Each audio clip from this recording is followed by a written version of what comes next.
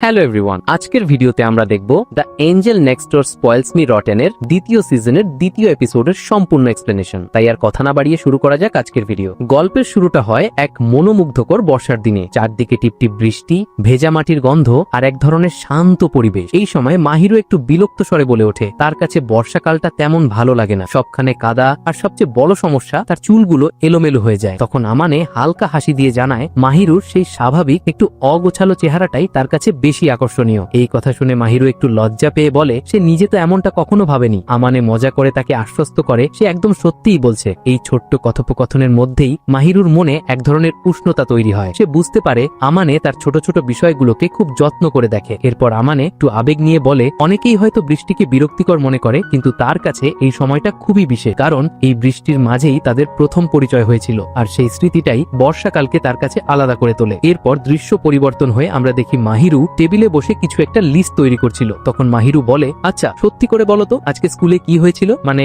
আমি দূর থেকে লক্ষ্য করছিলাম তোমার বন্ধুরা তোমাকে চারপাশ থেকে ঘিরে কিছু বিষয় নিয়ে খুব সিরিয়াস ভাবে আলোচনা করছিল। প্রশ্নটা শুনে আমানে একটু চমকে যায়, এমনকি তার হাত থেকে ফোনটাও পড়ে যায়। সে দ্রুত পরিস্থিতি সামলানোর চেষ্টা করে এবং বলে তেমন কিছুই হয়নি। এরপর আমাদের সংক্ষেপে আগের একটি ফ্ল্যাশব্যাক দেখানো হয়, যেখানে আমানে তার বন্ধুদের বোঝানোর চেষ্টা করছিল যে সে আর মাহিরু নিজেদের সম্পর্ক নিয়ে বাড়তি কিছু দেখানোর চেষ্টা করছে না, কিন্তু তার বন্ধুরা সেটি মানতে রাজি নয়, কারণ এত সুন্দর একজন মেয়ের সাথে থেকেও কিছুই হচ্ছে না এটা তারা বিশ্বাস করতে পারছে না। এরপর বর্তমানে ফিরে এসে আমানে আবারও বিষয়টা এড়িয়ে যেতে চায় এবং মাহিরুকে আশ্বস্ত করে চিন্তার কিছু নেই। মাহিরু শান্তভাবে জানায় সে বুঝতে পারছে আমানে সবটা বলছে না, কিন্তু সে তাকে জোর করবে না, কারণ প্রত্যেকেরই কিছু ব্যক্তিগত বিষয় থাকে। আমানে তার কথায় সম্মতি জানায় এবং আবারও বলে বিষয়টা তেমন কিছু নয়। তবে মাহিরু তখন একটি কথা পরিষ্কার করে দেয়, সে চায় না আমানে তার কাছ থেকে কিছু লুকাক, কারণ এই খোলামেলা স্বভাবটাই তার কাছে সবচেয়ে প্রিয়। এরপর আমানে হালকা কৌতূহল নিয়ে জিজ্ঞাসা করে, মাহিরু তুমি কি আমাদের সম্পর্ক নিয়ে অন্য কারোর কাছ থেকে কোনো পরামর্শ নিচ্ছিলে? প্রশ্নটা শুনে মাহিরু একটু অবাক হয় এবং দ্রুত অস্বীকার করে। তখন আমানে একটু গম্ভীর হয়ে বলে, দেখো আমাদের ব্যক্তিগত বিষয়গুলো বাইরে শেয়ার করা সবসময় ঠিক নয়, কিছু অনুভূতি আর কথা শুধু আমাদের মধ্যেই থাকাই ভালো। মাহিরু বিষয়টা বুঝতে পেরে মাথা নেড়ে সম্মতি জানায় এবং বলে সে ভবিষ্যতে এই বিষয়টা খেয়াল রাখবে। এরপর দৃশ্য পরিবর্তন হয়ে আমাদের সামনে ভেসে ওঠে স্কুলের একটি সাধারণ দিন। ক্লাস শেষে মাহিরু শান্তভাবে আমানেকে বলে, আজ আমি চিতোসের সাথে কোথাও যাচ্ছি, তাই আজ একসাথে বাড়ি ফেরা হবে না। আমানে স্বাভাবিকভাবেই বিষয়টা মেনে নিয়ে বলে, ঠিক আছে সাবধানে যেও আর সময় মতো বাড়ি ফিরে এসো। মাহিরু হালকা গম্ভীর হয়ে বলে, আর আরেকটা কথা, অন্য কোনো মেয়ের সাথে যেও না। এই কথায় আমানে একটু অবাক হয়ে হেসে বলে, আমার উপর কি তোমার এতটুকু বিশ্বাস নেই? আমি কেন তোমাকে ছেড়ে অন্য কারো সাথে যাব? মাহিরু মুখ ফুলিয়ে উত্তর দেয়, তুমি না গেলেও অন্য মেয়েরা তোমার উপর ট্রাই করতে পারে, কারণ তুমি এখন আগের চেয়ে অনেক বেশি হ্যান্ডসাম হয়ে গেছো। আমানে মৃদু হেসে তাকে আশ্বস্ত করে, পাগলি এত চিন্তার কিছু নেই, আমি কাউকেই পাত্তা দেব না। এরপর মাহিরু একটু লজ্জা পেয়ে জানায় সে আর চিতোসে মিলে আসলে সুইমস্যুট কিনতে যাচ্ছে। এই কথা শুনে আমানে পুরোপুরি অবাক হয়ে যায়, কারণ সে জানে মাহিরু ঠিকভাবে সাঁতারই কাটতে পারে না। মাহিরু তখন একটু দ্বিধা নিয়ে জিজ্ঞাসা করে, আচ্ছা বলো তো আমাকে কেমন ধরনের সুইমস্যুটে সবচেয়ে ভালো লাগবে, মানে তোমার কি পছন্দ? এই প্রশ্ন শুনে আমানে কিছুটা অপ্রস্তুত হয়ে পড়ে এবং সঙ্গে সঙ্গে চিতোসেকে মেসেজ করে বসে, দেখো কোনো উল্টাপাল্টা পোশাক কিনো না, তোমার উপর কিন্তু আমার একটুও বিশ্বাস নেই। এরপর দৃশ্য আবার বদলায় এবং আমরা চলে যাই রাতের একটি নিরিবিলি অ্যাপার্টমেন্টে। আমানে অবাক হয়ে বলে, মাহিরু এত রাত হয়ে গেছে, তুমি এখনো বাড়ি যাওনি কেন? মাহিরু কিছু বলতে যাবে ঠিক তখনই তার চোখ পড়ে আমানের পোশাকের দিকে। সে লজ্জায় মুখ ঘুরিয়ে নিয়ে বলে, আমি তো তোমাকে বারবার বলেছি আমার সামনে এভাবে আসবে না। আমানে কিছুটা হতবম্ব হয়ে বলে, আমি বুঝতে পারছি না তুমি লজ্জা পাচ্ছ কেন, আমরা তো এখন ডেট করছি। মাহিরু লাজুক কণ্ঠে বলে, তুমি হয়তো বুঝতে পারছো না, কিন্তু তুমি যখন এমন পোশাক পরো তখন আমার ভেতরে অদ্ভুত একটা অনুভূতি কাজ করে। এই কথা শুনে আমানে তাকে পিছন দিকে জড়িয়ে ধরে বলে, আমি জানি না তুমি কি অনুভব করছো, কিন্তু আমার মনে হচ্ছে এটা একটু বেশি হয়ে যাচ্ছে। এই কথা বলে সে যখন দূরে সরে যেতে চায় ঠিক তখনই মাহিরু তার হাত ধরে বলে, না আমার তো মনে হয় না তুমি বেশি কিছু করেছো, বরং তোমার এই দিকটাই আমার ভালো লাগে, আর আমি চাই তুমি সব সময় আমার কাছেই থাকো। এরপর সে একটু দ্বিধা নিয়ে আমানের শরীরে হাত রেখে বলে, আমি আগে কখনো কোনো ছেলেকে স্পর্শ করিনি, তাই কেমন যেন অনুভূতি হতো। আমানে কিছুটা উত্তেজিত হয়ে বলে, তুমি যদি এভাবে আমাকে ছুঁতে থাকো তাহলে হয়তো আমি নিজের কন্ট্রোল হারিয়ে ফেলবো। মাহিরু অবাক হয়ে জিজ্ঞেস করে, কন্ট্রোল হারিয়ে ফেলবে মানে? তুমি কি করতে চাও? আমানে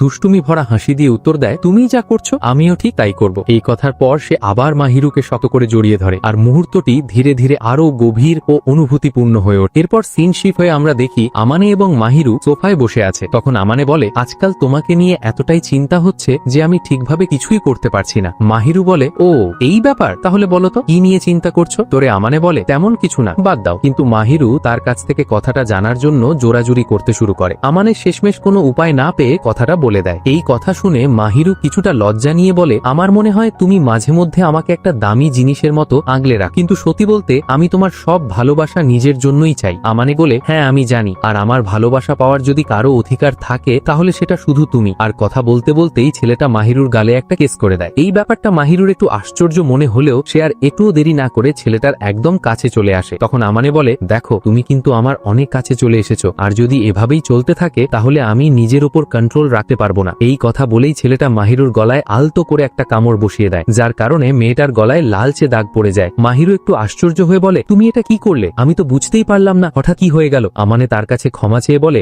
দুঃখিত, আমার মনে হয় একটু বেশি হয়ে গেছে, তাই না? কিন্তু পরের মুহূর্তেই মাহিরু কোনো কিছু না ভেবেই আমানের গালে কামড় বসাতে চায়। কিন্তু আশ্চর্যের ব্যাপার হলো মেয়েটার কামড়ের দুর্বলতা এতটাই ছিল যে ছেলেটার ঘাড়ে একটুও দাগ বসাতে পারে না। মাহিরু একটু অবাক হয়ে বলে, আরে কি হলো, একটু দাগ হচ্ছে না কেন? আমানে মুচকি হেসে বলে, তুমি সত্যি একটা বোকা মেয়ে। এর পরের দিন আমরা আমানে এবং তার দুই বন্ধুকে পুলের ছাদের ওপর দেখতে পাই। ইৎসুকি আনন্দিত হয়ে বলে, ফাইনালি সামার ভেকেশন শুরু হয়ে গেছে, তাই এবার অনেক মজা হবে। আমানে বিরক্ত গলায় বলে, তুমি এটা চেঁচাচ্ছ কেন? আর তোমাকে দেখে তো মনে হচ্ছে তুমি সারা বছর অনেক পড়াশোনা করেছো। ইৎসুকি বলে, থামতো, একটা কথাও বলবে না, কারণ আমি তোমার মতো মিথ্যেবাদীদের কাছ থেকে একটুও উপদেশ নেব না। আমানে বলে, মিথ্যে কথা বলতে তুই কি বোঝাতে চাস? আমি তো কিছুই বুঝতে পারছি না। ঠিক তখনই কিডো বলে, হ্যাঁ হ্যাঁ, ইৎসুকি তো ঠিকই বলছে। আমানে বলে, কি ঠিক বলছে? আমি তো বুঝতে পারছি না। আর কিডো, তুই ওর সাপোর্ট করছিস? কিডো বলে, না না, আমি তোর সাপোর্ট করতে যাব কেন? তুমি নিজে উল্টাপাল্টা কাজ করে আমাদের জ্ঞান দিবে, এটা কখনোই হবে না। আর এভাবেই তাদের তিনজনের মধ্যে ঝগড়া চলতেই থাকে। এরপর সিন পরিবর্তন হয়ে আমাদের আবারও অ্যাপার্টমেন্টের দৃশ্য দেখানো হয়। আমানে মাহিরুকে জিজ্ঞেস করে, আচ্ছা আমাদের বাড়িতে তুমি কবে আসবে? মাহিরু বলে, আমি তো এই বিষয়টা ভুলেই গিয়েছিলাম যে তোমার বাবা মায়ের সাথে দেখা করতে হবে। তুমি যখনই বলবে আমি ঠিক তখনই চলে আসবো। আমানে বলে, আচ্ছা আমাদের সম্পর্কের কথাটা কি আমি আমার আম্মুকে বলে দেব? মাহিরু বলে, দেখো আমার মনে হয় আমি তোমার মায়ের সবচেয়ে প্রিয় জিনিসটা নিয়ে নিয়েছি, তাই আমার ঠিকভাবে পরিচয় করানো উচিত। উত্তরে আমানে বলে, হ্যাঁ যদি আমি এটা করি তাহলে আমার আম্মু তোমাকে খুব পছন্দ করবে। এরপর তারা দুজন সিদ্ধান্ত নেয় খুব দ্রুতই আমানের বাবা মায়ের সাথে দেখা করবে। এরপর সিন পরিবর্তন হয়, আমাদের সুইমিং পুলের দৃশ্য দেখানো হয়। আমানে সুইমিং পুলের ধারে দাঁড়িয়ে কারুর জন্য অপেক্ষা করছিল। ঠিক তখনই মাহিরু এসে জিজ্ঞেস করে, আমানে বলতো আমাকে এই ড্রেসটাতে কেমন লাগছে? এই ড্রেসটাতে মাহিরুকে এতটাই সুন্দর লাগছিল যে আমানে এক দৃষ্টে তার দিকে তাকিয়ে থাকে। এটা দেখে মাহিরু লজ্জা পেয়ে জিজ্ঞেস করে, কি হলো, তুমি এভাবে তাকিয়ে আছো কেন? আমাকে কি এই ড্রেসটাতে ভালো লাগে না? তোরে আমানে বলে, সত্যি বলতে তোমাকে এই ড্রেসটাতে এতটাই সুন্দর আর কিউট লাগছে যে আমি কিভাবে প্রশংসা করব তা আমার মাথায় আসছে না। ঠিক তখনই আমানে লক্ষ্য করে সুইমিং পুলের ধারে দাঁড়িয়ে থাকা অন্য ছেলেরাও খুব এক্সাইটেড হয়ে মাহিরুর দিকে তাকিয়ে আছে। এটা দেখে আমানের সাথে সাথে নিজের জ্যাকেটটা খুলে মাহিরুকে পরিয়ে দেয় আর বিরক্ত গলায় বলে, আমি চাই না অন্য কোনো ছেলে তোমাকে এভাবে দেখুক। এই কথা বলেই ছেলেটা মেয়েটার হাত ধরে সেখান থেকে চলে যায়। তখন মাহিরু তাকে জিজ্ঞেস করে, আচ্ছা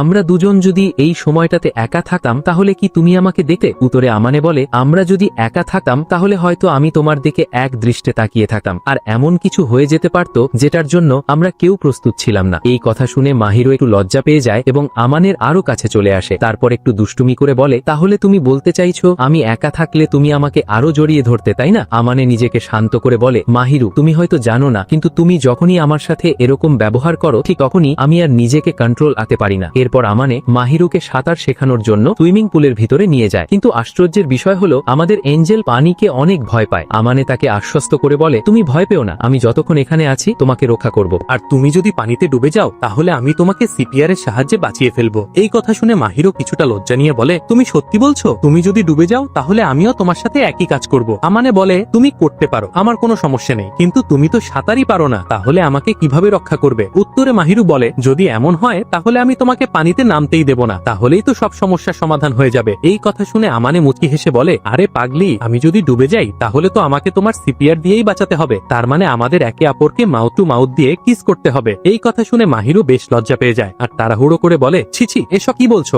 এখন এসব করার সময় না। আর এই আনন্দ আর মজার মুহূর্তের সাথেই 5 নাম্বার এপিসোডের এক্সপ্লেনেশন শেষ হয়ে যায়। ভিডিওটা তোমাদের কাছে কেমন লেগেছে সেটা অবশ্যই কমেন্ট বক্সে জানিয়ে দেবে, আর ভিডিওতে একটা লাইক, শেয়ার, কমেন্ট আর সাবস্ক্রাইব অবশ্যই করে দিও। দেখা হচ্ছে পরবর্তী অ্যানিমের এপিসোডের সাথে। আল্লাহ হাফেজ।